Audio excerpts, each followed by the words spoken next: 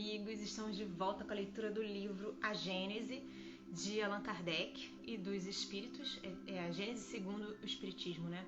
E hoje a gente vai refletir sobre a seguinte questão: como a gente pode saber fazer a diferenciação entre algo que é um princípio, né, ou uma opinião particular, uma opinião pessoal?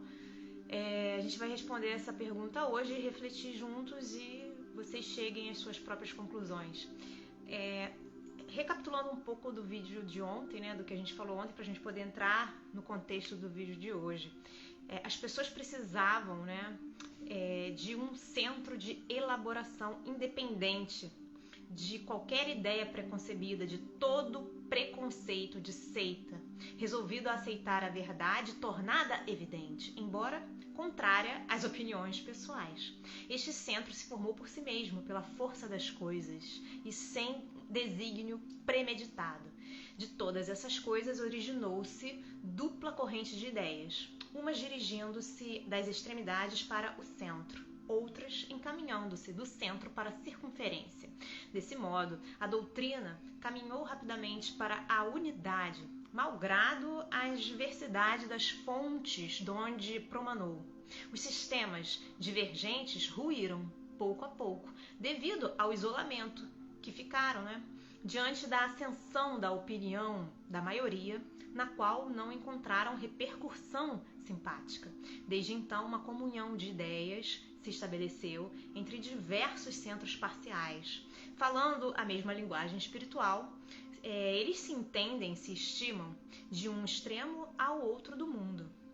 Sentiram-se assim mais fortes os espíritas, lutaram com mais coragem e caminharam com um passo mais firme, desde que não mais se viram isolados, desde que perceberam um ponto de apoio, um laço a prendê-los à grande família.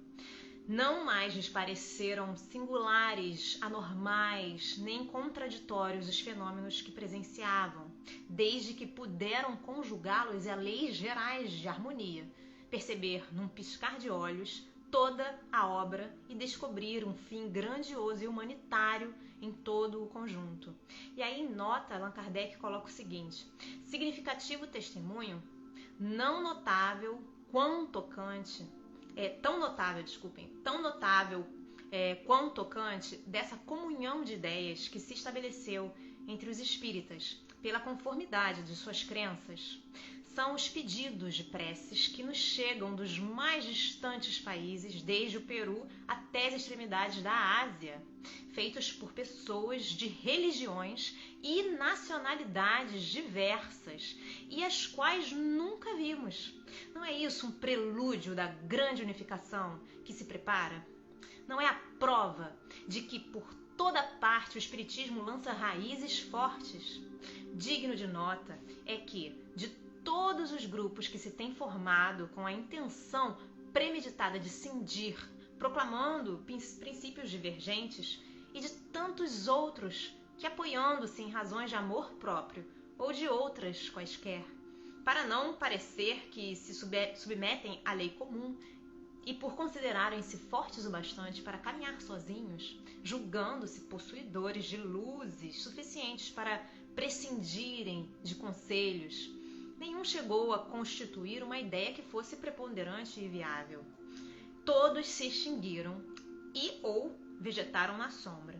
Nem de outro modo poderia ser, dado que, para se exalçarem, em vez de se esforçarem por proporcionar maior soma de satisfações, esses grupos discordantes rejeitavam princípios da doutrina, precisamente os mais atraentes há nela, o que de mais consolador e encorajador, de mais racional ela contém. Se tivessem compreendido a força dos elementos morais que lhe constituíram a unidade, não se teriam embalado com ilusões quiméricas. Ao contrário, tomando como se fosse o universo o pequeno círculo que constituíam, não viram nos seus novos adeptos mais do que uma camarilha facilmente derrubável por outra contrária.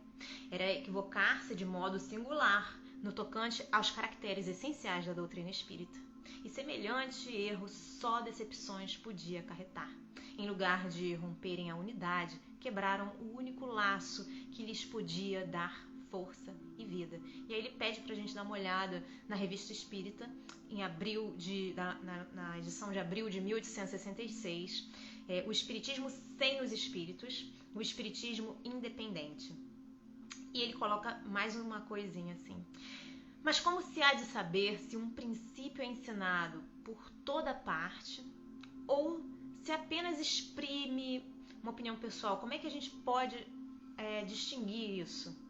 Não estando os grupos isolados em condições de saber o que se dizia a lures, necessário se fazia que um centro reunisse todas as instruções para proceder a uma espécie de apuro das vozes e transmitir a todos a opinião da maioria.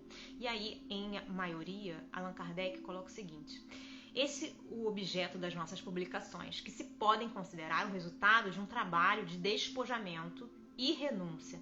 Nelas, todas as opiniões são discutidas, mas as questões não são apresentadas em forma de princípios. Somente depois de haverem recebido a consagração de todas as comprovações, as quais lhes podem imprimir força de lei e permitir afirmações.